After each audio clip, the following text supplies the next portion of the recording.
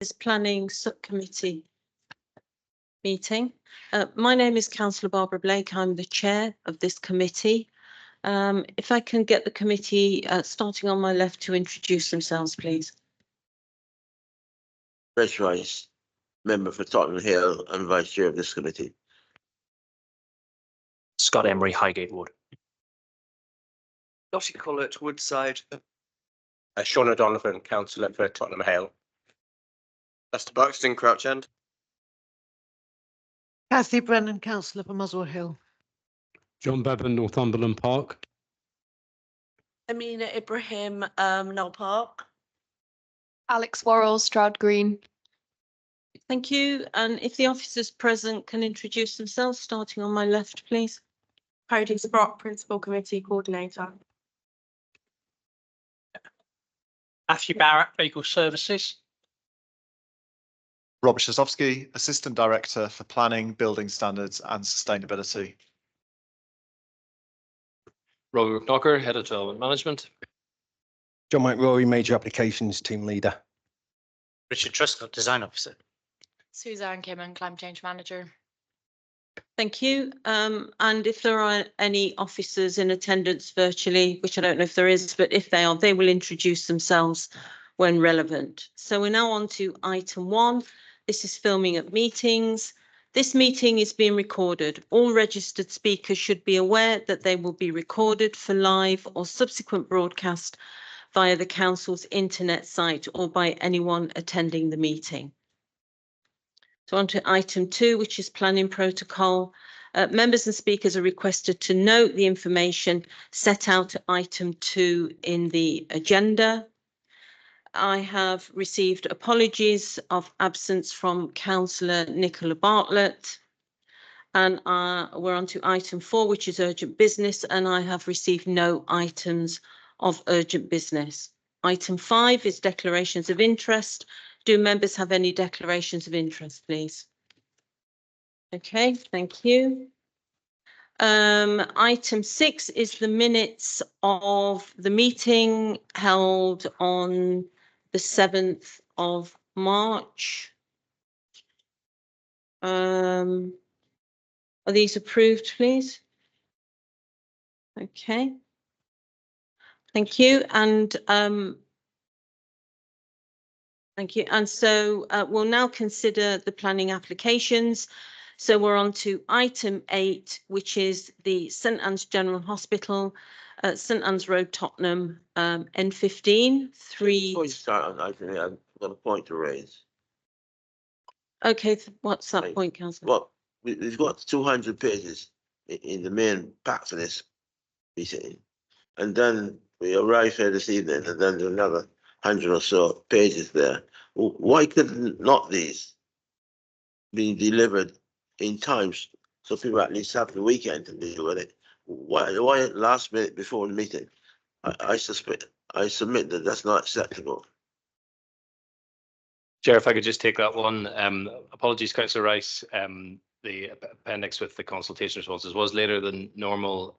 However, those are summarised in the main report, so that is really just to supplement the details you have in the pack. Should you want to see the actual detail of the comments from any of the consultees, largely no objections and supporting, so hopefully nothing in particular in there, but I suppose it would be for the chair to pause the meeting to give some time to read that if that was necessary. Okay, thank you. So so we're on to item 8, which is the St Anne's General Hospital. The proposal is set out in the pack. The recommendation is to grant, and I'll hand over to the planning officer. I think that's you, John. Yes. Okay. Thank you. Chair. Thank you, Chair.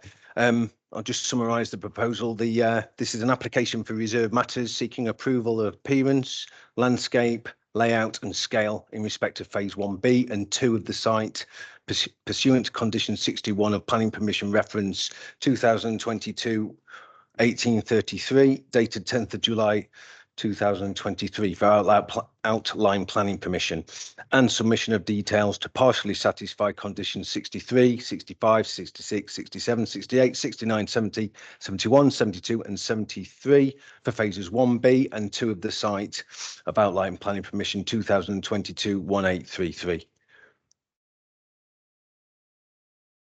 This is the St Anne's site. The whole of the site is outlined in blue, and what members will be considering this evening is this area in red, which I'll explain as I go through the presentation. To note, St Anne's Conservation Area runs just north of the site, bringing in the Peace Gardens as well, but site that you're looking at tonight, members, doesn't fall within the conservation area itself. And to the south of the site, we've got the Site of Importance and Nature Conservation. So key details of the hybrid consent for St Anne's. St Anne's site has been granted a hybrid consent comprising a full planning consent and an outline planning consent, which will provide 995 new homes across the site, over 60% affordable new homes across the whole development, over 4,000 square metres of flexible commercial space, expansive green amenity space and public areas, new public realm including cycle routes and walking routes, protection and new landscaped integration of the sink and ecological corridor, and substantial sustainability and energy measures. The hybrid consent essentially splits the site into 4 phases: 1A, 1B, 2 and 3.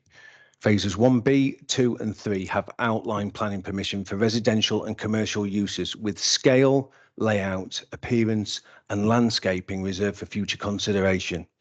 Phase 1A has full planning permission for the redevelopment for a mixed-use development, 239 units, and flexible commercial uses, including restoration of existing heritage buildings on the site and enhancement of the Peace Garden.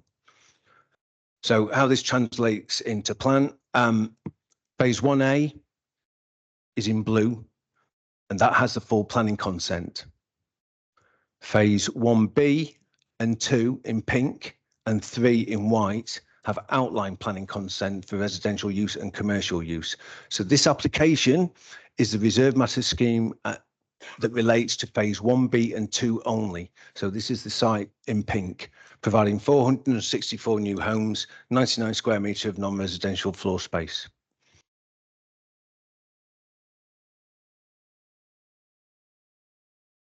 So this is the approved master plan for the whole of the site. To note is the siting and massing of the buildings. So this is 1A here, where my cursor is, bringing in the Peace Gardens as well.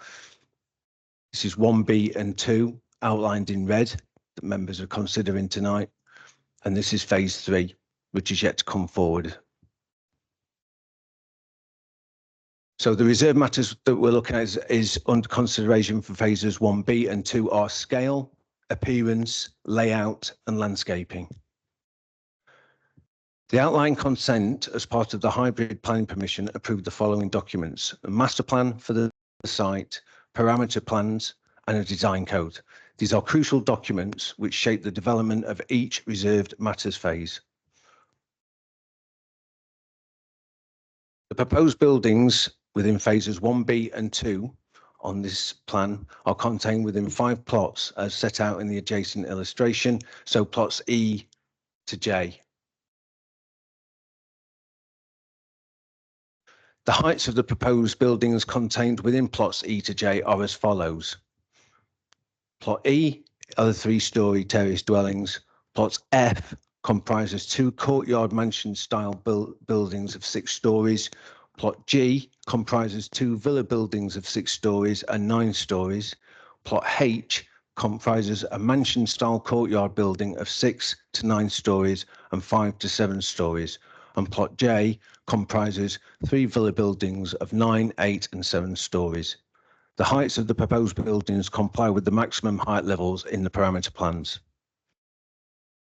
The parameter plans also sets a maximum footprint of each building plot within phases 1B and 2. The footprints of the proposed buildings will comply with this aspect of the parameter plans. So the scale and height in terms of the heights and footprints adhere with the parameter plans for maximum heights and maximum footprints, which gives an overall maximum floor space and general built form.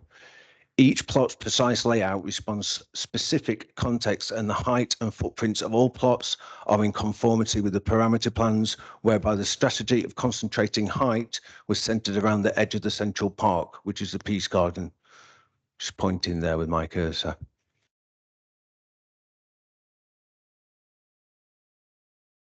Turning to appearance of the buildings, the three-story brick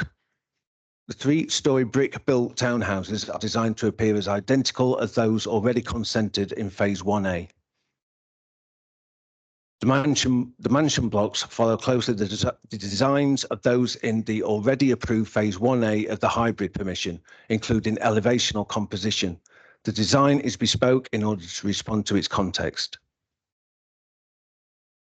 The villas are unique with different typology and contrasting brickwork to all other buildings, but retain the consistent composed brick-based architecture of the wider development. In terms of materiality, the design code detail illustrates that the type, colour and blend of materials throughout will be generally harmonious with subtle differences across all phases, which ensures that the whole development across the site is not uniformed, but is coherent and complementary. This is a view of block H3 to the right and blocks J3 and J2 beyond. And this is a view of block H2.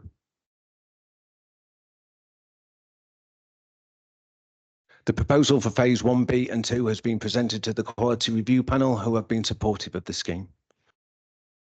Turning to layout, the layout of the townhouses and plot E mirror those already approved in phase 1A.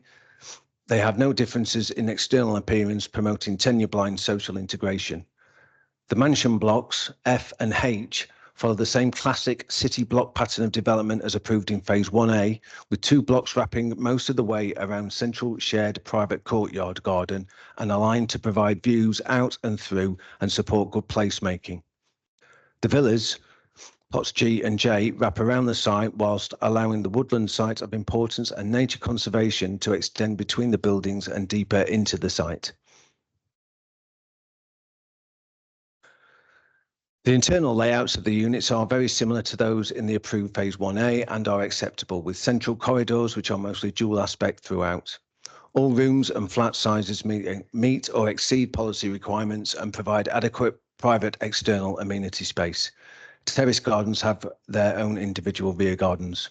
Daylight and sunlight levels and privacy are all acceptable. The detailed layouts in the reserved matters application continue with the quality detailed layouts in the already consented hybrid permission. A non-residential unit is also proposed on ground floor of plot G. Turning to landscaping, the approved master plan and design code secured the extent of landscaping now detailed in this reserved matters application. There will be generous and high quality landscaping, with buildings generally forming more of a background. The Sink Woodland and Ecology Corridor along the southern boundary is a major landscape feature, as are the spaces between the villas and the Green Street, which together draw the woodland into the heart of the site. Aspects of the proposed landscaping follow the principles of that approved in phase 1A through the hybrid permission. The majority of landscape elements of this phase are unique and functional, with footways, cycleways and essential and pocket parks, which seek to complement the consented Peace Garden.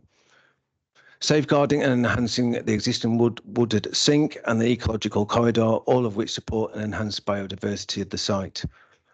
The landscaping and management plans proposed seek to integrate the buildings and uses and provide high quality amenity space, attractive landscaping and management of conservation and nature conservation. A substantial number of trees are retained and significant tree planting is secured through the outline planning permission. 176 new trees in order to ensure the provision of biophilic neighbourhood with greenery at its heart in the proposal. The council's tree officer has been consulted on this reserved matters application and raised no objections.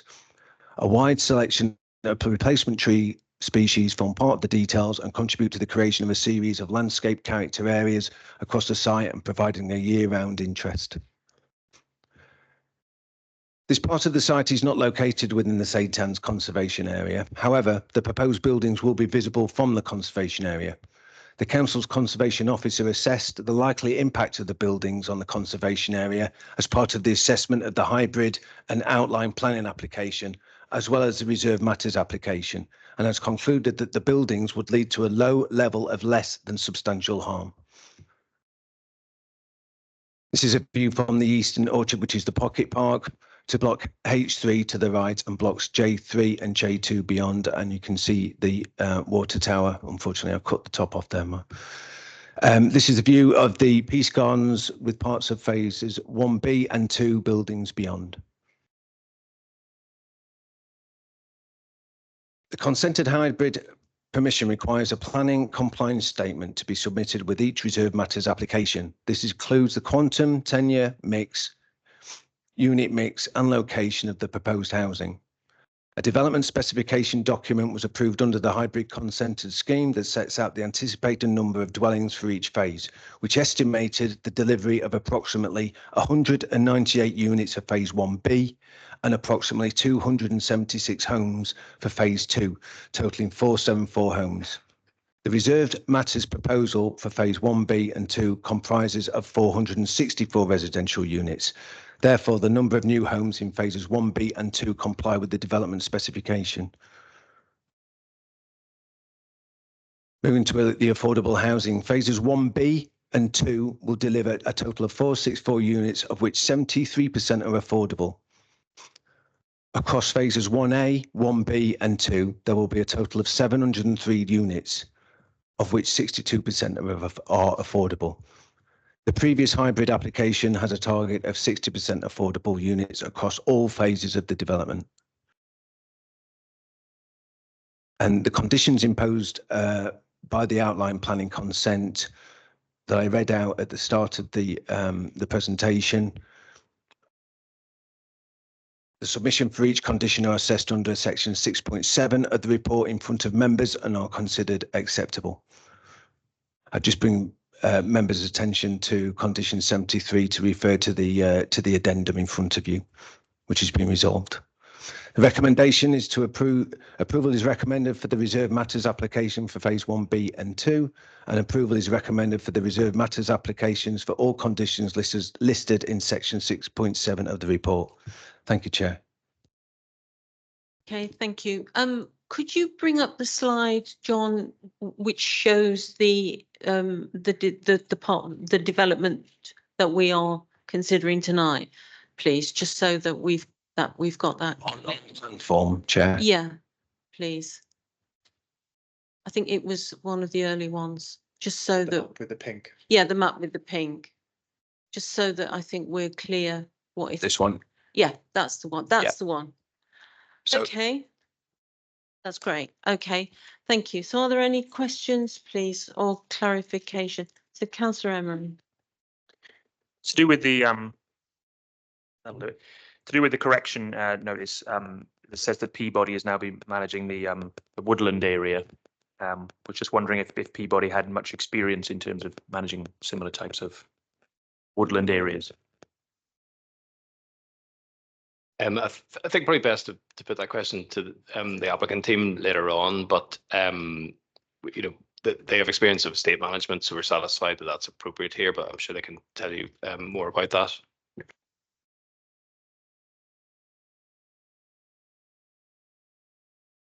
Councillor Rye. If you walk past St. Anne's with this development, when it's completed, what sort of sense you would gather that this was a Victorian arrangement for people who had one illness or another? It doesn't give any effect of a former hospital, does it? I mean, there's just new bricks and mortar, but it doesn't express anything. And I hope that could be carried forward, that, you know, you're looking at a very important historical site in part of Tottenham, but nothing comes from that. And I also want, in terms of, on this site, there's a mental health unit. Fairly large mental health unit, not overpowering, but large nevertheless. How is that going to fit in with people who normally, the normal person who's bought or rented one of these properties? How are they going to deal? Because they will have a stigma to it. There's no point pretending that there wouldn't be a stigma. So how is that supposed to be dealt with?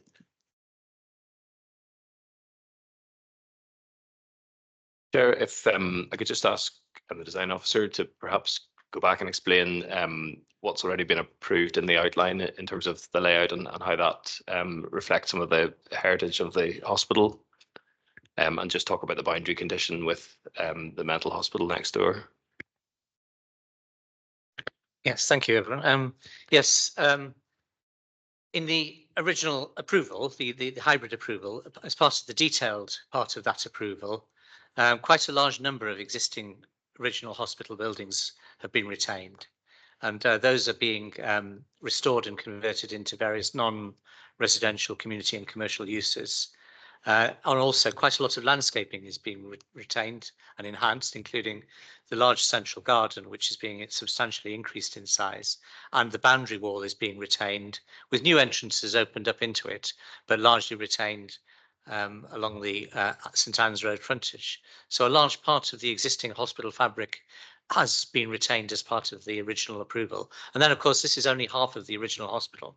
The other half of the existing hospital is retained as hospital, and is being, enhanced with new ward buildings in places and other ward buildings, existing ward buildings retained as part of other planning permissions that have happened years ago. So yes, this is residential in the spaces and in place of ward buildings that are no longer needed, in the spaces between significant buildings and significant bits of landscaping that are being retained. Follow up with one short question. Is there a barrier which will define the mental health units as opposed to the normal housing on the other side of the barrier? Is there such a barrier? So, if okay, if I carry on, there will be a boundary between the retained hospital and the new housing community, but there will be a permeable boundary, as the existing hospital has always had a somewhat permeable boundary. In fact, it'd be more permeable than it was before. That's not considered to be a great thing, that it had this great big wall around it, cutting everyone off in the hospital. It's not just mental health in the hospital, and even a lot of that mental health treatment is not secure mental health. But there was a new secure mental health building completed 3 or 4 years ago, the Blossom Ward, which is an absolutely brilliant building, which has a pair of courtyards with the individual bedrooms on the outside and the ward shared rooms and corridors looking into central courtyards. So it's cleverly designed so that they remain secure whilst not feeling like they're in a prison. So I think it's a fantastic, much more humane way of treating mental health. But I'm getting way off topic now, and I can see the chair is getting a bit agitated. Thank you for that. So, Councillor Worrell? Thank you. I was just wondering if the carbon management officers would be able to please kind of summarise what their concerns were with regard to the heating strategy and the overheating strategy. And if I'm interpreting the documents correctly, it seems like there were still some outstanding concerns regarding the overheating strategy as recently as last month. And I'm just not quite clear on how those are being dealt with. And it'd be good to know kind of what are we actually being asked to agree to in that regard. And are the team now content with the proposals as they stand, or not? Okay, thank you. So, Chair, yeah, I'll maybe just explain the mechanics of it, and then I'll hand over to Suzanne to explain the details. So the reserve matters application applies for the appearance and layout, and some of those things affect matters in terms of sustainability. But there are also conditions that deal with those that cover the outline and the detailed consent. So we haven't managed to resolve those all with the before we presented this to you. That's good practice because obviously things could affect the appearance and things like that, but we are down to quite a narrow scope now, and there are further conditions to discharge those matters that we can deal with later on. I'll let Suzanne explain some of the detail of that. Yes, thank you for your question. So I think you were also asking about the heating strategy, right? Okay, I'll consider that in a moment. So the overheating strategy, so at the outline phase, we were just dealing with concepts of the overheating strategy, so sort of more design code related. So at this phase, we were looking at the detail behind that and the overheating modeling and how that was dealt with. So just a bit of context, if that's okay. So we, the way that we look at overheating strategies is that strategies need to follow the cooling hierarchy. So that means that passive measures get introduced before any mechanical ventilation or active measures. So this is really the source of our discussions to make sure that we're reducing the overheating risk as much as possible before we're introducing the cooling. So in this instance, these some of these units are constrained by noise along the railway line. And that is the reason why the overheating strategy varies a little bit across the building blocks or even within a block. So that's what we're trying to deal with further through conditions. Okay, thank you. Councillor Bevan? Yeah, on page 28, the QRP panel makes some criticisms about the number of single aspect flats, and it asks for that issue to be addressed. And then on page 29, the QRP panel also makes some criticism about the lack of natural daylight, and it asks for that issue to be addressed as well. They haven't been addressed because the developers said they couldn't afford it. So I'd like some comments on that. And then one other point, I know at page 18 on 4.13, the waste service, the Haringey Waste Service has made no response. I consider that to be really serious because disposal of waste on our estates is a big issue. It can get in a mess quite easily. So I think the Haringey Waste Service needs to be held to account as to why they didn't respond on this application, because I think that's really serious.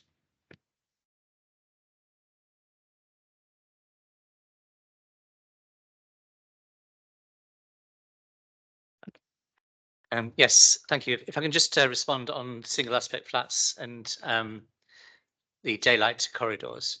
There have been changes to increase the number of corridors that have daylight. A few places they've managed to squeeze in an extra window or something, or slightly alter the corridor directions and things.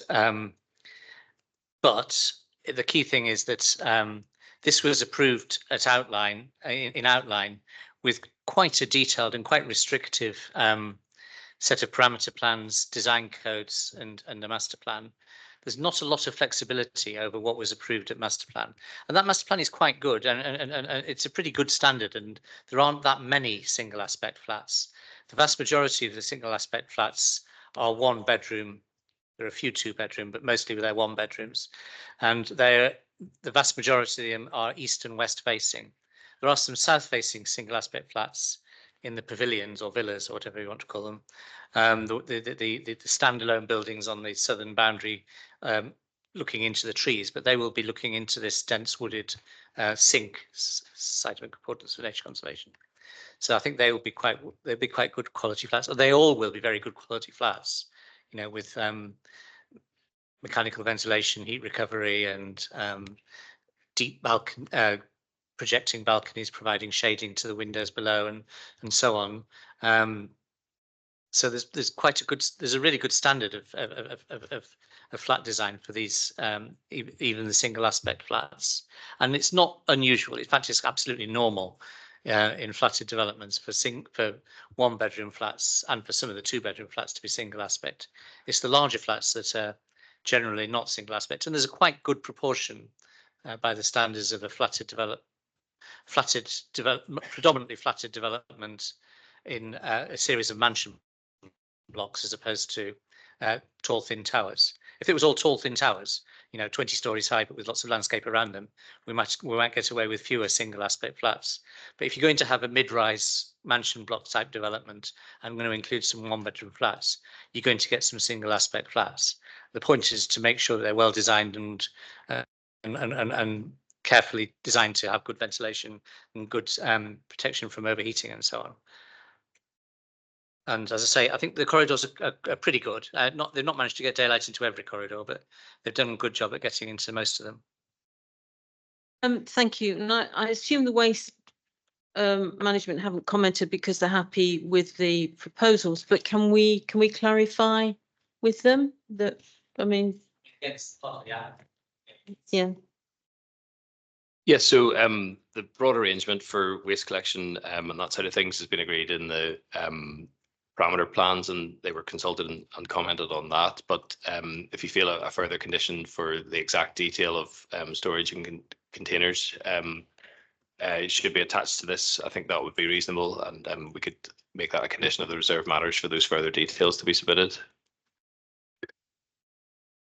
Okay. No, hold on, Councillor Rice. I've got Councillor O'Donovan now, please. Okay, thank you.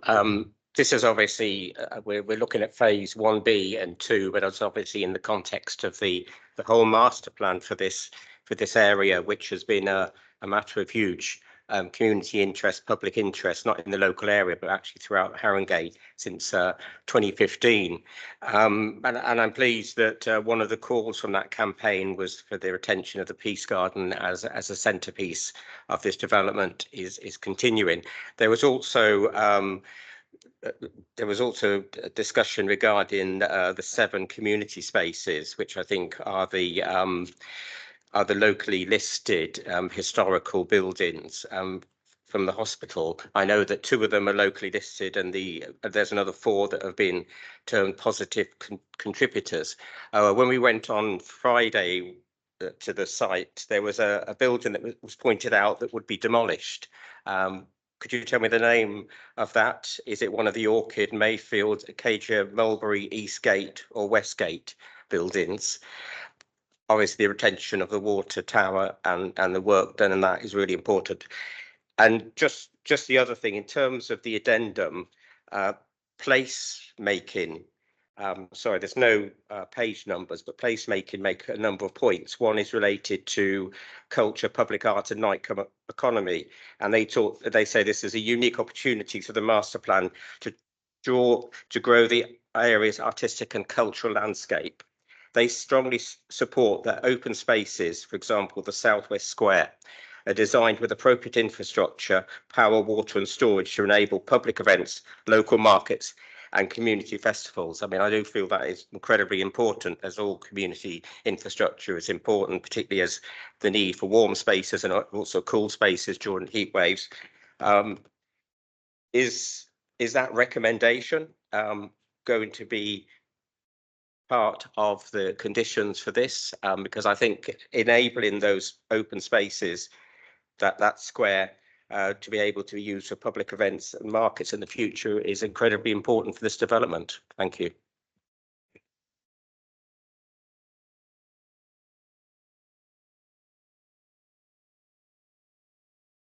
So I think in terms of the building to be demolished, it's very worth noting that is approved now in the outline.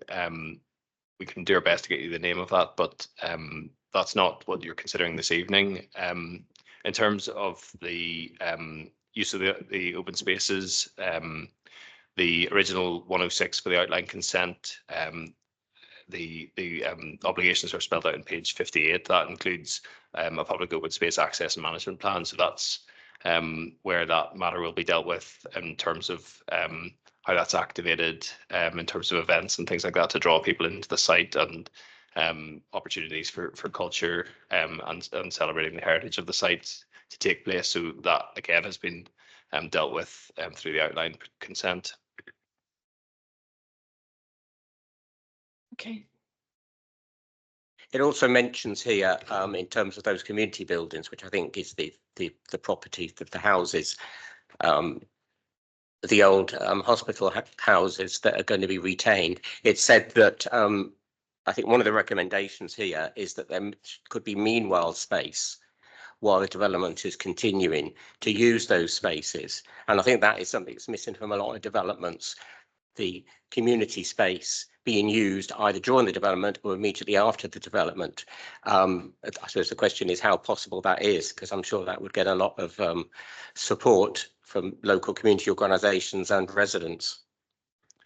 Yes, again, that is recognised in the legal agreement. So the second bullet point is a non-residential and meanwhile use plan. So that is one of the positives of the outline consent, is that those buildings come forward and are restored early on. So that has a placemaking opportunity in establishing activity and those commercial uses in the development early on. So you're not looking at sort of vinyled retail units with no life in them while a building site goes on around them. The applicant recognised that opportunity and the importance of that to establishing a community on the site, and that's enshrined in the 106. Thank you. Councillor Rice, did you want to come in? Yeah, I was wondering, we haven't heard anything about parking. Is this site going to be park free in its entirety? And what about the mental health units? Are they be given special parking arrangements for disabled people?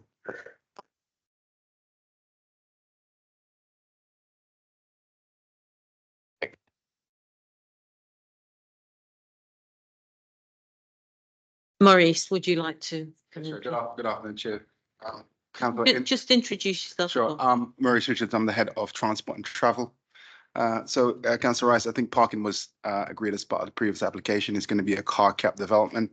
There's a proportion of parking on site to deal with disabled car parking and for the larger family-sized units, and that form part of the outline application.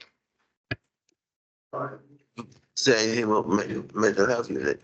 Yeah, sure. So the parking for the mental health unit was a separate application that's some time ago, and they have their own dedicated parking for NHS staff and also for visitors. So I think as my colleague highlighted earlier, Richard, the previous site has been divided into two, where we retain the healthcare facility on one side and the residential on the other side. So parking is retained on the hospital site.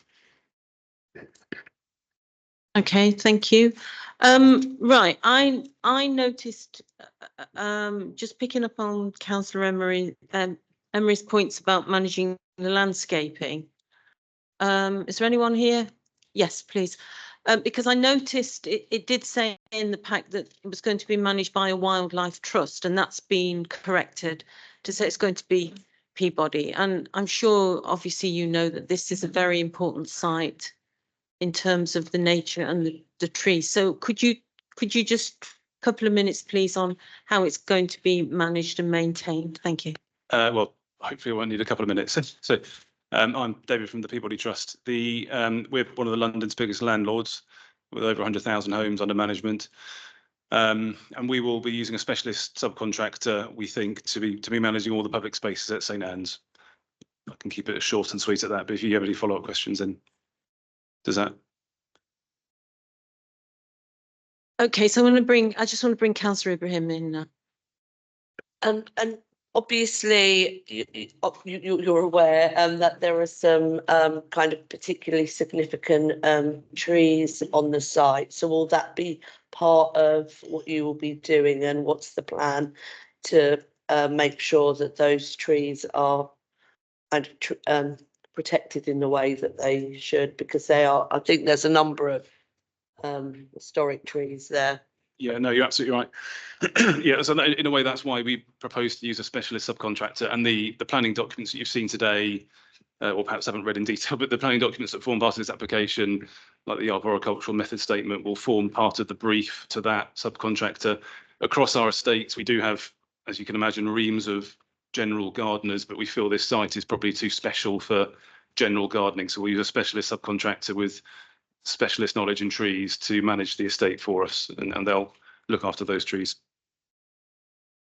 Thanks. That is reassuring. And when you say specialist contractor, have you decided who that will be yet? And you know, and what other sites and what experience do they have in those particular types of historic trees? We do as an organisation use a handful of sort of the larger contractors. There's one in particular we have in mind. I'd rather not name them here and now, if that's okay.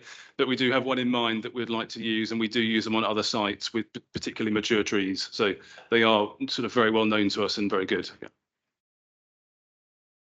Yeah. Thank you. Did you want to come back, Councillor Emery? Just in terms of the budget or any kind of vague area or any kind of price you can name you will be paying for these private companies. I'm really sorry, I didn't quite catch that. The budget that you have for this external company. Yeah, there is, as you can imagine, with sort of delivering high quality estates, there does come a cost to manage that. So there is a cost spread over 1,000 homes. It's actually not as much as you might think, but there is a cost. Yes, yeah, we do, and we know the cost. Yeah. Thank you. Are there any other questions, please, Councillor Bevan? I think some of these houses have been taken by the council, yes. Can you confirm for me then that the landscaping will be done over the whole site by one organisation?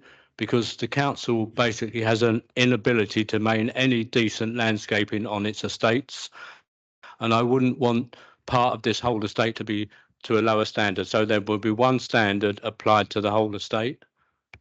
Yeah, I can confirm. The one thing that we won't be able to do is the gardens of the houses, but everything else across the estate, up to the brick wall of the block of flats, will be managed by us.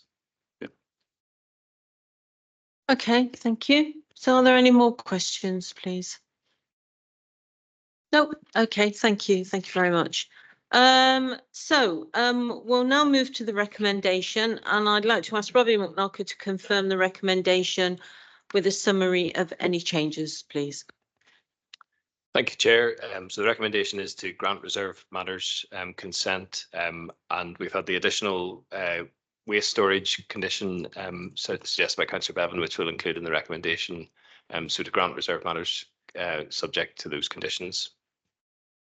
Okay, all right. So recommendation is to grant. All those in favour of granting, please show.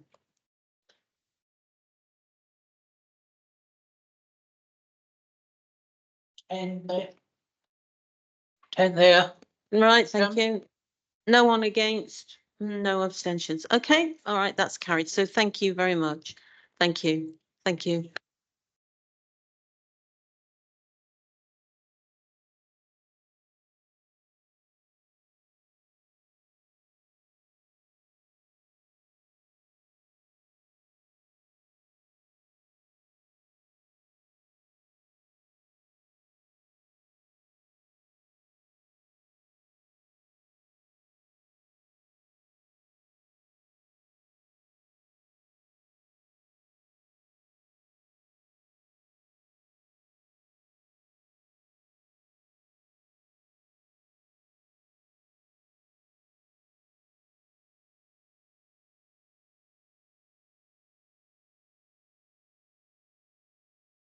Okay, so moving on then, we're on to item 9, which are the pre-application briefings, which moves us on to item 10, which is the Sir Frederick Messer estate, and that's pages 83 to 104.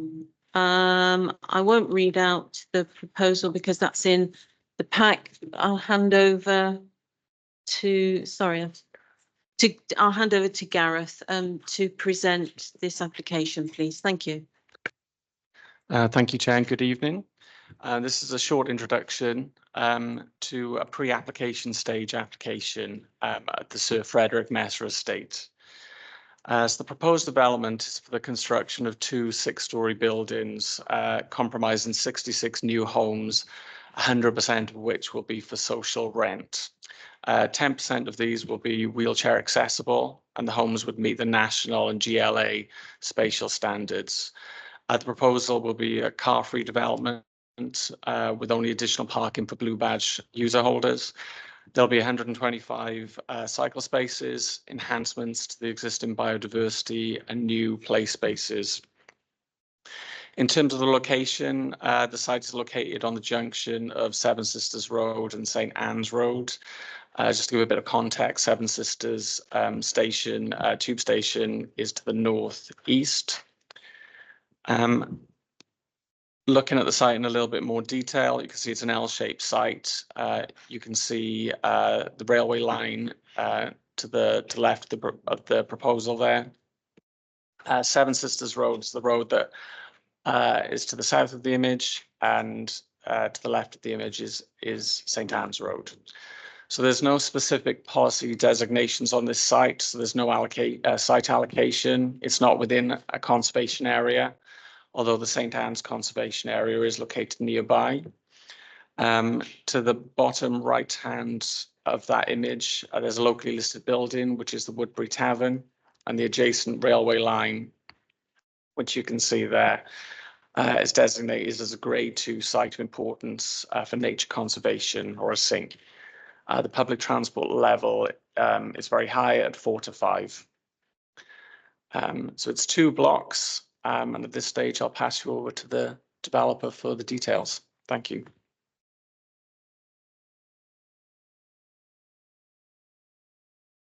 Oh, can you hear me?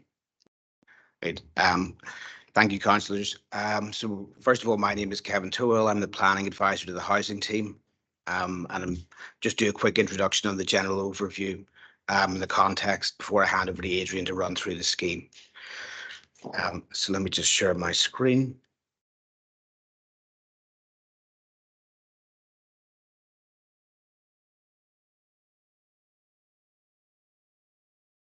So the council, as everyone's well aware, has an ambitious target to deliver 3,000 council homes before 2031. The most recent one we've had was the Chocolate Factory a few weeks ago. 80 homes have now been occupied. And we'll continue to move on to the next one, which is very close to this site. So I just thought I'd quickly run through on the map. We've got Remington Road, which is located sort of directly over to the west of the site. And it's for 46 council homes, and that's effectively completed. So we're just wrapping everything up, and the residents should be moving in the next few weeks. To the north of the side, you've got Kerswell Close, it's 25 homes. That's just under construction at the moment. We're working through planning on the conditions. To the east of that, you've got the Gourley Triangle site, which has been redeveloped and sort of looked at with the regeneration team, and that work is ongoing. And then over to the east and south of that was the Plevna site, which is currently being reviewed with planning at the moment, and it will probably come forward shortly. So I could probably just hand over now to Adrian to run through the site, but our site is effectively opposite Kerswell Close on that junction of St Anne's Road to the south of the railway tracks. So let me just put this up. Okay. Thank you, Kevin. Well, you've had the initial introduction to the scheme, but I'll just give a bit of background in terms of the brief. We have been tasked by Haringey to produce a scheme with 100% social rent homes on this site. Other aspects of the brief include meeting passive house, classic standard, and net zero carbon, and adhering to all GLA standards to a high degree in terms of dual aspect, overheating, daylight and sunlight, and other environmental aspects and spatial aspects of the design. So we intend this to be an absolutely exemplary scheme in terms of quality. As you'll see from this overview, there are some key sort of features to the site that we have to take into consideration. The noisy aspect to Seven Sisters Road and St Anne's Road, and also the presence of a large number of mature trees that have presented some significant constraints on the development. Nevertheless, we believe that we've arrived at a good solution for the scheme after having there's a bit of a backstory in that we had an earlier scheme, which I'll show you in a moment, which had much taller development, but this is now simplified, but still addresses the constraints. This is a bit of an overview. We've got London Underground tunnels over a large slice of the site, as well as the mature trees. We also had a sewer, but we understand that this is no longer in use. No, somehow that's flicked off. Yeah. So just an overview of sustainability principles as well. So we're, as I've stated, we're adhering to Passive House Classic. That informs the design from the outset in terms of form factor, attention to daylight, sunlight, and ventilation, and overheating. That informs the adoption of a predominantly deck access solution, and also aspiring to keep the volume of the building relatively simple and straightforward to achieve a high form factor. Other means of achieving the standards and net zero include a large coverage of PV panels as well on the roof.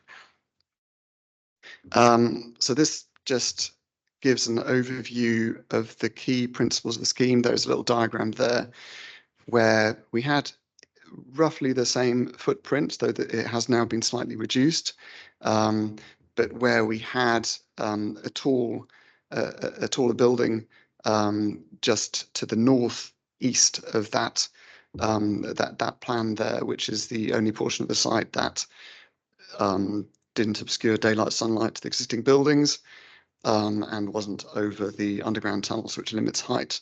However, due to changes in regulations, that was no longer viable or feasible. So we've gone to a much simplified scheme, which includes an L shape and another linear block to the south.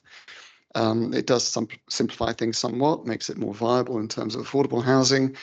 We've got one core for each block, leading to deck access housing, which is a good solution in terms of daylight and sunlight and dual aspect and cross ventilation. So just to elaborate a bit further on the diagram of the scheme, the block becomes quite skinny and sets back on a number of fronts. We've actually managed to maximize the amount of tree retention. So we're trying to, and we have succeeded in retaining the large volume of the trees that provide a positive benefit to Seven Sisters Road, and also now St Anne's Road, in that we set back, we're retaining a mature tree there, and also additional space for regreening in that area. We still maintain the concept of creating the courtyard with Henrietta House, and the building forms a new gateway and pedestrian avenue leading from the estate in relating to Seven Sisters Road. Then we come to the corner. We set back a certain amount from St Anne's Road and Seven Sisters Road Junction. That provides quite a large plaza to improve the hard-standing public realm on that corner.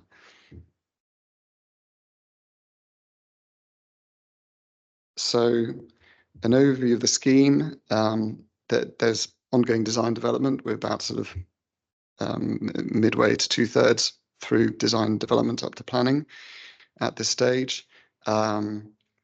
We've got predominantly M43 wheelchair units on the ground floor, providing almost the full quantum of 7 wheelchair units that we need, with an additional 1 on the first floor. There we've got the associated bins and cycle stores, entrance lobby. The entrance lobby on the corner relates quite generously to that moment and to the plaza. And then we have servicing going down towards an existing service yard, which is also accommodating some of the disabled parking.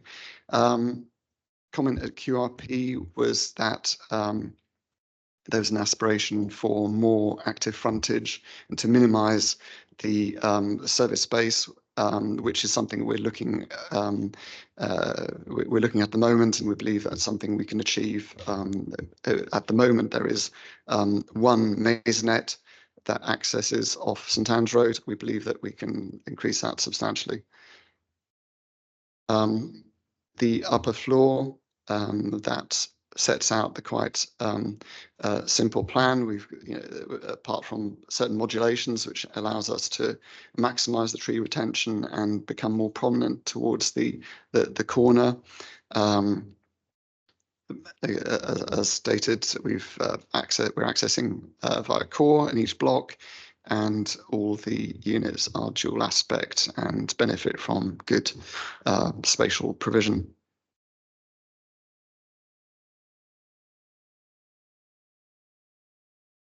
So that's an overview of the quantum of development. We've got 66 units. We're adhering very closely to the brief aspiration for 40% 3-bed, 40% 2-bed, and 20% 1-bed apartments, and exceeding the 10% wheelchair unit requirement. We've got the full quantum of cycle parking required. These will include accessible spaces. These have been planned in already.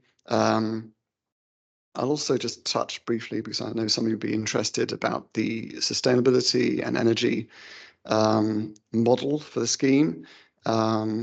It's been decided that we can go with, which is increasingly being adopted, particularly in passive house, because you have a very low heating load with localized air source heat pumps, which effectively take the place of where you typically have MVHR, and they circulate and effectively draw heat and energy from the outside air in each individual unit via ductwork.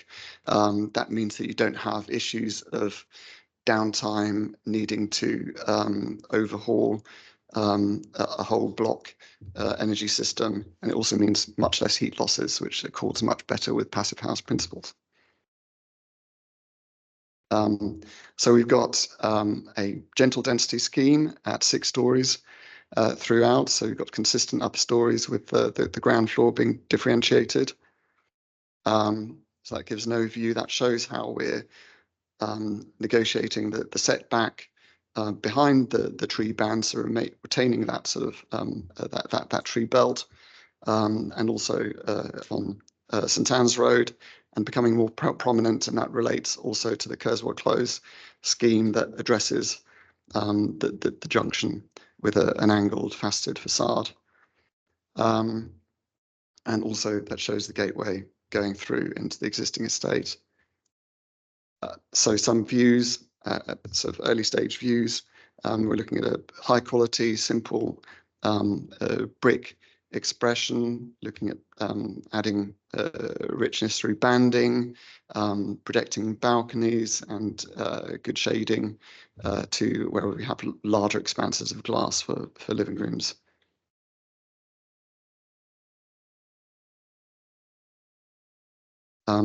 We have a slightly curved, or it's a faceted facade as well, that mirrors the curved facade that we have on opposite on Seven Sisters Road. There will be further design development and added detail as we go forward. There's a view of the courtyard, a gentle scale transition with the Henrietta House. So quickly onto landscape. This is a really cool part of the success of the scheme, including a number of character areas, which I'll skip through quite quickly because I think it'll gather the general gist of it. On the we've got a courtyard garden relating to Henrietta House. We've got a gateway plaza with high quality hard surfaced landscape at the corner. A woodland edge, which is much more naturalistic. So that sort of at the moment, apart from the trees, the biodiversity element of the site is relatively low because it's just got plain grass.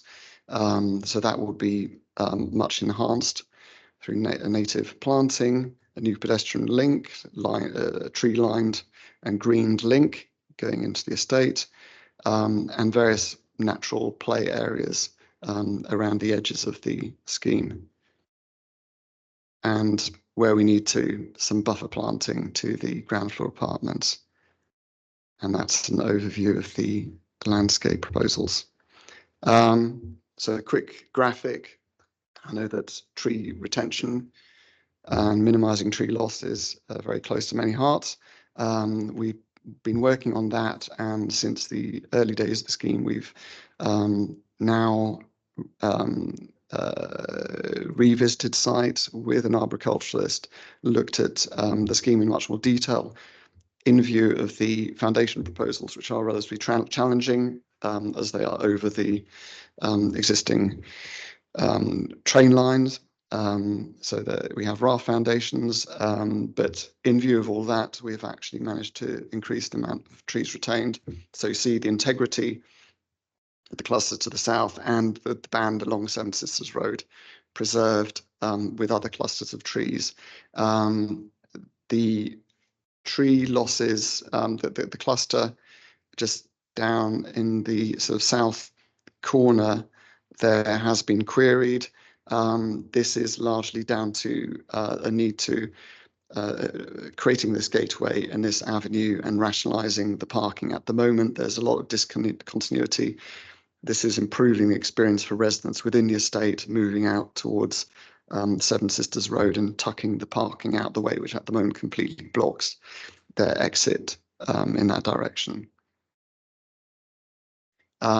We are actively looking at estate-wide opportunities for tree planting and also estate-wide opportunities for enhancing other key areas of the landscape within the estate. So there's a range of proposals that are currently being explored. There have been additional suggestions by Richard and the QRP in terms of what we could look at further, and these are an active part of our design work at the moment. And that's it. Thank you, Chair. Okay, thank you. So any questions, please? So I've got Councillor Bevan, Councillor Worrell, Councillor Ibrahim. Well, this estate is already really high density. So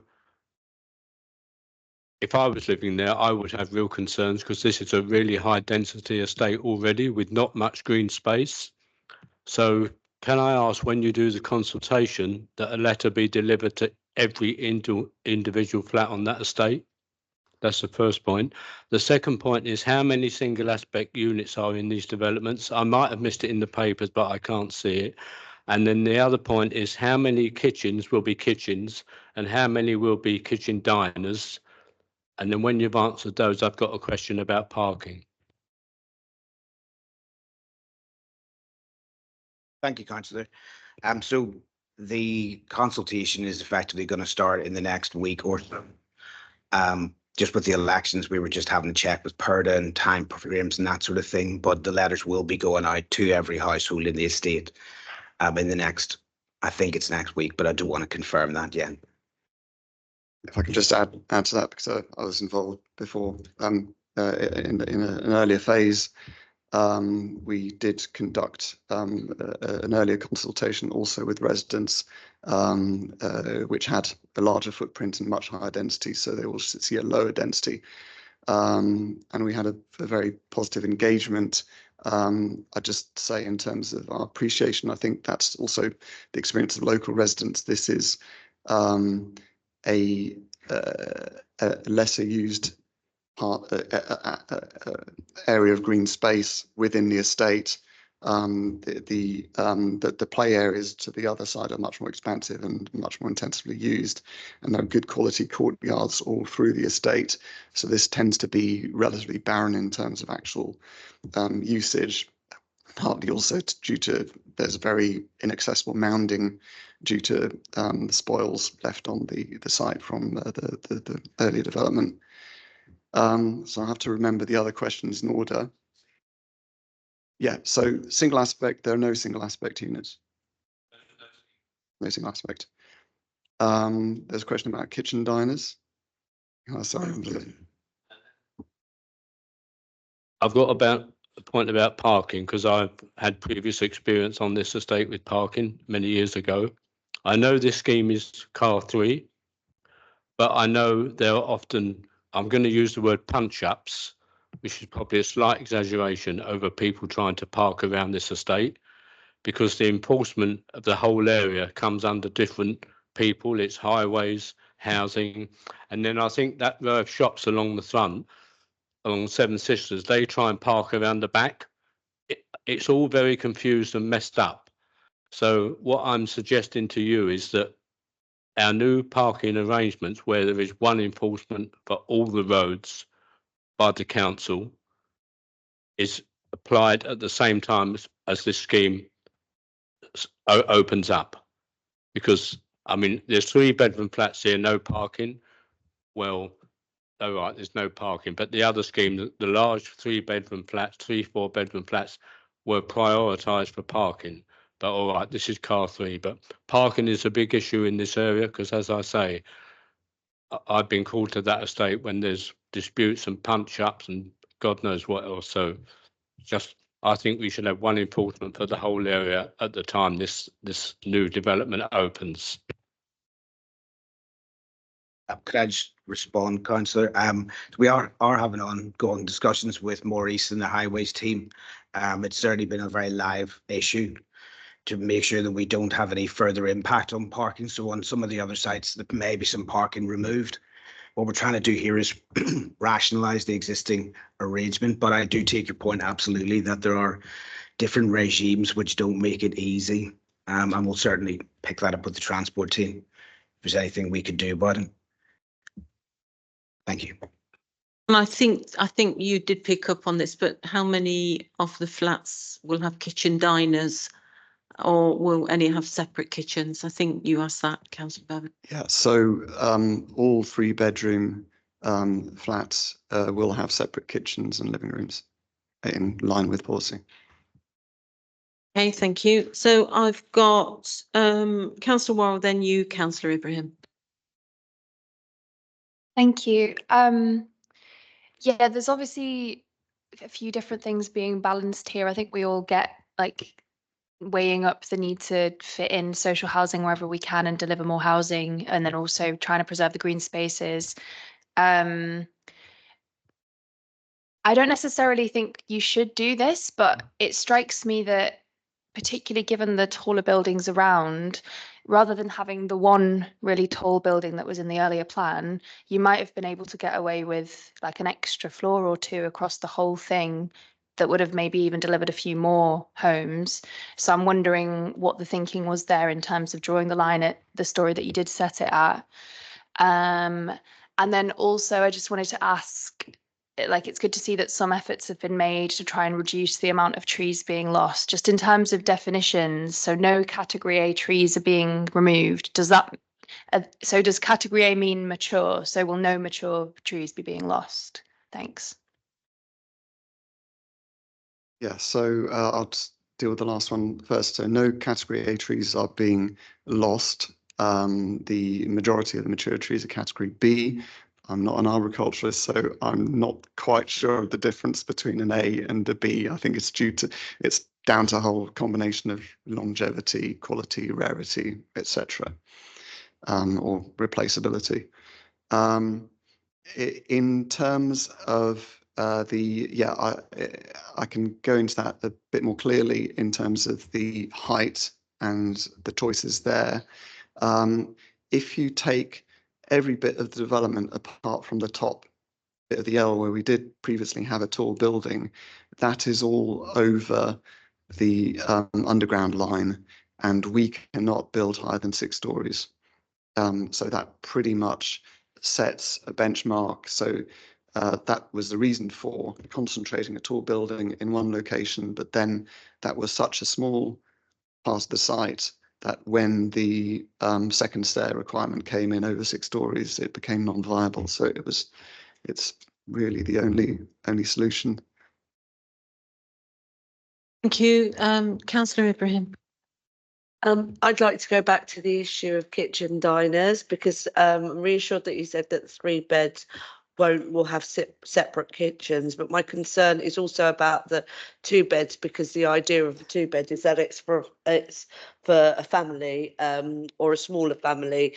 Now we have seen some of the 2 bed properties that have been delivered as part of the council portfolio, and my concern is that the kitchen diners, especially with young children, that it's can be potentially quite hazardous, and it's a particular type of living, and it's very popular now, and I personally like it, but it isn't for everyone, and I can see how it isn't for everyone. Also, you know, while cooking, the fumes in the living space, etc., because those living spaces, while they're bigger, they're not huge. You know, it leads to, you know, families having to open the windows all the time to air out the living space, and it can be, I think it can be a challenge. So I was wondering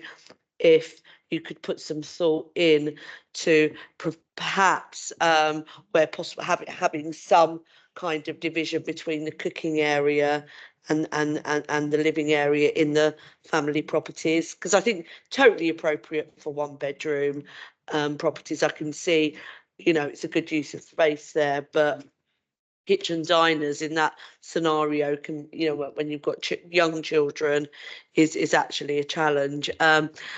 My other question was going to be, which was also what I identified when we went to visit some of the properties the other day on our site visit, is please can you consider the size of lifts, actually, because it may sound ridiculous, but actually, if your target is people who are going to be social tenants, we shouldn't be expecting everybody to buy brand new flat packed furniture, actually. So if somebody wants to buy a second-hand, you know, assembled wardrobe, they should be able to get it into a lift, because it's a lot cheaper, and actually not everybody has somebody who can spend a huge amount of time badly putting together flat packed furniture, and it's far more sustainable as well, because we're reusing what's already there. It's cheaper, it's better for the environment, and the simple solution to that is don't have tiny lifts that you can't get a sofa into, you can't get a ready assembled chest of drawers or wardrobe into. And I think that's just a, you know, a small thing that can be considered quite early on that saves people a lot of money. Well, I think flat pack should be banned anyway, because nobody can put it up. So, and I defy anyone to say that they can put flat pack up. So, but anyway, disregard that comment as it's prejudice against flat pack. But if you could just respond to those, please. About, I think perhaps more about the kitchens, and yeah, I mean, an important point about the size of the lifts. Yeah. Yeah, no, I appreciate the comment about the 2 beds. I mean, I think it depends often on design, in that sometimes the run of kitchens are inappropriately sort of like associated or too close to other parts of the open plan space. I think we've avoided that because in some of the 2 bed units that we provided. I don't know if you can see that, but this is a typical bedroom unit, and the kitchen is and I've lived in a kind of a flat like this. It's a kind of L-shaped kitchen, but very much separated off from the kitchen and diner. So it's, you know, it really stops kids running in and out of it. So that's really helpful. You know, whether you want to put a sliding door on that as well, we can, you know, that I'll sort of, you know, we can discuss that with the client, but I think large part of it is through design. In terms of the lift, we haven't probably sort of firmed that up yet. I think that's one for the client to sort of see what they want to brief us on. But I accept the point, absolutely. It'd be good to be able to include that. But it's certainly something we can take away about the lifts. You know, it does make an awful lot of sense. And when I moved into our new flat 7 years ago, it was all flat pack. And things are not flat pack anymore, and it's tricky getting them up in a small lift. I do take the point, absolutely. Okay, thank you. Councillor Donovan. Okay, thank you. Thank you for your presentation. In terms of mature trees, I think we are going to out of the 15 grade B to be removed, I think there will be some mature trees. And actually the quality review panel on page 101 say that they suggest for you to look at relocating some of the parking to avoid loss of 3 mature trees. And I think if you're able to do that, I think that would be incredibly important. They're also talking about measures during building to protect the tree roots. I certainly welcome that 80% of the new properties will either be 2-bedroom or 3-bedroom or even more, and that 10% is wheelchair accessible. I think overall our new social housing, as a total figures, we've got 20%. So this 10% will obviously add to that. In terms of this new development being part of the whole Frederick Messer estate, which is really important because you want it to be part to be fully a part of it. I know in your earlier consultations, when you were talking about play areas, you were talking about a play trail.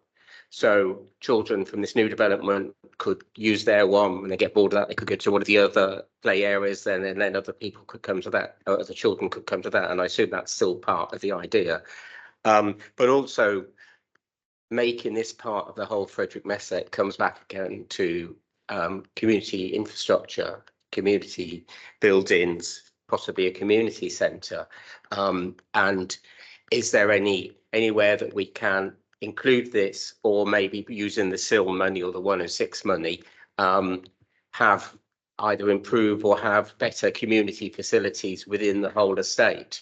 So what I think the important thing is this development, if it works well, will add value to the whole estate. It won't be something new that's added on. It will actually improve the whole estate. So is that your thinking, and in particular new community facilities for the people that live there? Can I just add to that? There is the Triangle Centre, which is very close to the Fred Messer estate. This estate is in my ward of Seven Sisters, and which is a well-used children's centre and community centre as well. Yeah. We always want to add, don't we? They always want. We always want to add facilities. Absolutely, but I just saying that that there is the Triangle Centre, so there is a well-used children's centre there. I mean, Kevin, I don't know if you want to respond to that. I mean, at the moment, our focus is intensively on the landscape aspect of it, and an additional space has not been introduced. I mean, originally it was considered as part of the development. However, introduction of a substantial non-residential element exponentially changes the infrastructure costs in terms of fire safety, etc., on the whole development, and pushes it over the line. So in terms of development outside this, that's not something that's been introduced for our team specifically. I could just expand on that slightly. Adrian is absolutely correct, and it's just about trying to find the balance in viability terms of how much extra and we can give to the estate. One of the key things we've been asked by members who've seen this before and senior managers is how we can add value to the estate. So while we will have to deal with the, at some point there'll be a red line boundary around the site, and that will be the key focus for any planning application. However, we are looking at a much wider estate strategy to try to tie in the different areas that you mentioned about the play space. So that is still going to go ahead. So and this would be a sort of, I suppose, a first phase of it. And we would hope to have then these wider pieces that start to tie the estate and knit it back together, and just integrate it better for the existing residents. Thank you. Well, I mean, I'd just like to make a few points. There is a very splendid park at the back of that estate, Paynton Park, which I think is underused and is underused by the residents of the Fred Messer estate. So I do think improving the connectivity between the estate and the park would be a good start. I also think it's got a play area on that park that's definitely seen better days, and may not be the budget for that, but I think improving that park would benefit the whole community hugely, and even maybe having an outdoor gym, because there's no outdoor gym there. I will bring Councillor Brennan. I just wanted to pick up, I noticed that the QRP have talked about the design of the deck access, which they say needs further resolution. And I've lived in a deck access place myself, which was the ill-fated Balloon Woods development in Nottingham, which had to be demolished after a few years for all sorts of reasons. But so I do understand what it's like to live in a deck access. This seems 6 floors seems quite high to me for deck access. Is it usual to have a 6-floor block with deck access? I mean, I worry about the amount of pedestrian people walking along that. But the QRP have picked this up and said that the design needs further resolution on that. Do you have any plans to do that? Yeah, I think the conversation we had at the time was that they approved the principles and the way that the deck access had been laid out, but they want, they would welcome further design development to see how we can look at the detail of it. In terms of passive house, it needs to be self-supported, so it's not cold bridging towards the building, but then maybe looking at the width. Is there something extra that can be offered in terms of some private buffer to each of the units as you go past to somehow enhance? And that's something that we're looking at in terms of the detail. I would say that it's becoming increasingly the solution to high quality dual aspect housing, and I would say around 6 stories is probably within the scope of that. If you see across really good quality social housing across Europe, a lot of similar developments are coming through because they avoid this issue of combining dual aspect with allowing sort of dual aspect at height and density. Okay, thank you. And just another thing, if you just bear with me, is so I got a bit edgy about this comment. It said the panel acknowledges the design team's ambition for the new buildings to blend in with the existing estate. I mean, that estate is definitely, I think, tired. So I was a bit worried that you were looking to, I think we need something better than that. But then I got equally worried when it said, but the reference could be made to the adjacent Woodbury Tavern and the Victorian buildings. Now, as much as I love the Woodbury Tavern and the Victoria buildings, I don't want us to end up with something that looks like the Wood Green Shopping City, so I don't, I mean, I was a bit worried about those comments in terms of looking at something oldie worldy as opposed to something modern and new. So those were just my comments. Yeah, no, I mean, I think you can't. I mean, I think that's the just capturing a snippet of the conversation with the QRP, and that there's more detail to be done, more design development. There definitely needs to the designs up to now are relatively low key. We're just capturing the massing and sort of the broad brush, and we need to develop that further.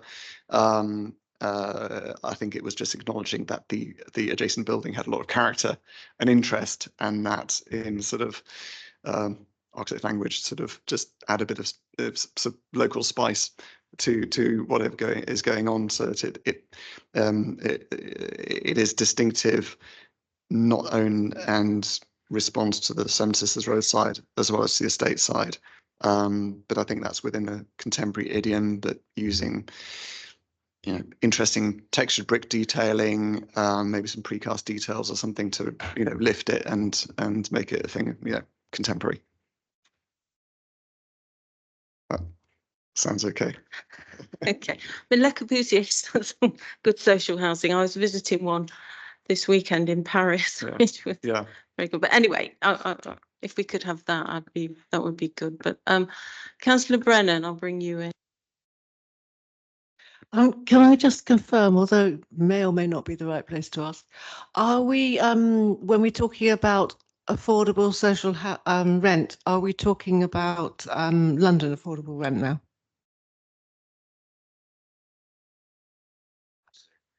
So at the moment we were aiming for social rent.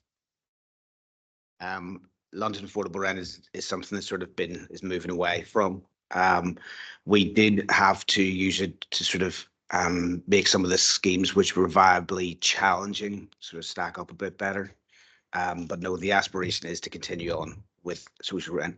That doesn't mean that perhaps things maybe have to be reviewed at some point, but it's all about trying to balance it in the round to make sure we can continue to deliver. But I will take your point. Absolutely, you're keen to see more social housing. Thank you. Okay, thank you. So any more, Councillor Donovan? Just referring back to the question I asked before, which because you asked lots of questions and you didn't maybe get round to this one. It was the QRP recommendation that parking could possibly be relocated in order to save 3 mature trees. Yeah, it's that cluster down that corner. Yeah, we've taken that comment on board, and we're looking at that area. I have to say that there's a bit of a sort of countervailing challenge in that we have been asked to make sure that we maximize the amount of additional wheelchair spaces, so that puts pressure in that area, and we don't have a lot of other places to go.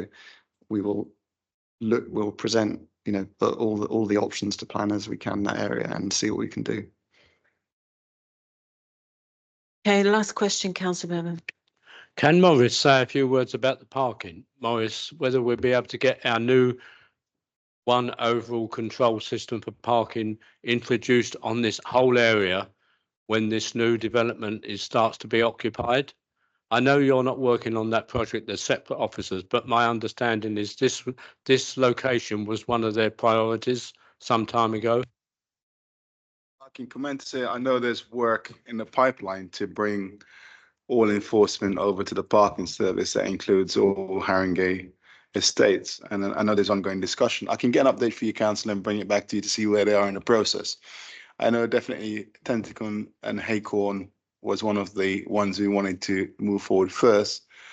Sir Frederick Mess, I'm not quite sure, but let me get an update and I'll send you an email to say the timescales and where we are in the process. Okay, thank you. Okay, all right. So no more questions. Right. Thank you. Thank you very much. Thank you. Thank you, Gareth, as well. So moving on then to item 11. Oh, yeah, that's fine. But update on any major proposals, pages 105 to 120. Oh, right. Okay. I don't know. I was looking down. Who put the hand up? All right, Councillor Ibrahim. first.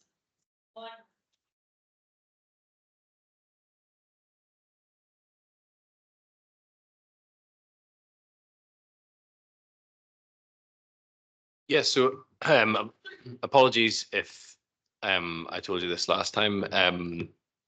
They have appointed a new planning consultant and we've met with them and outlined the concerns that we conveyed to the previous planning consultant and we haven't heard back. So that might have been the update last time we asked, but I don't think so. Yeah, yes, yeah, there's a much longer story behind that, but that's with, that is the truth of it. We only really flagged the sort of key milestones of where it is in the process, but yes, so that's been submitted, lots of objections received, and has been in our books for a while, and we've been trying to move it forward by raising the concerns that we have with it. So we met with their planning agent, set those out. They were to take them away. They've now appointed a new planning agent. We've relayed those concerns to them, and we're waiting to hear back. Councillor Collette. Thank you, Chair. My question is about Partridge Way. I noticed it's not in that list. Councillor Mason, who's the ward councillor there, has just asked me to raise that as when we are going to see that, because I know there's been a rent increase in that, and whether that will be referred back to us as a committee. Yes, so we generally don't include those sort of amendment applications on this list unless there's something quite significant, and that's how we have been treating that we expect it would be a delegated decision. I believe we're yet to confirm that with the chair, which is needed for that to be a delegate decision. In terms of the merits of that change from social rent to London affordable rent has happened across the programme, and prior to that was agreed on the applicant side by cabinet. So there is a sort of precedent set there, and that will be the consideration of that application. So I do recognise there's a bit of interest in that now, so we'll be handling it mindful of that. Thank you, Councillor Warren. Thanks. Mine was just to clarify, on page 115, under pre-application discussions, there's an entry for the Frederick Messer estate, which says 2 new blocks of up to 16 stories, including 99 units, new landscaping, mix of social, rent and market. And I just wanted to check, is that like an old version of what we've just heard? It's not something separate? Yes, that's a good spot. Yes, yeah, that hasn't been updated since that scheme has been amended. So yes, that's the sort of previous proposal. So we'll update that to reflect the current proposal. Councillor Emery. Aware there's been meetings with Highgate School and stakeholders. Just wondering if there's still plans for Highgate School to meet with residents. Yes, so after a bit of a hiatus, we now have a programme of meetings facilitated by the King's Foundation. So we've seen that programme. I understood that was in the public domain now, but it sounds like not yet. So that may mean it slips, and the programme won't be what we saw. But we've just been given early sight of that. We're expecting that the next step was for the King's Foundation and the school to reach out to interested groups. So it seems like that should happen imminently, but hasn't just yet. Okay, thank you. So moving on to item 12, applications determined under delegated powers, pages 121 to 192. So anything to report or any questions? No, okay. So there were no new items of urgent business. So the date of the next meeting is the 20th of June, and there'll also be Strategic Planning Committee on this date. Okay, so thank you very much and good night, everybody. Thanks.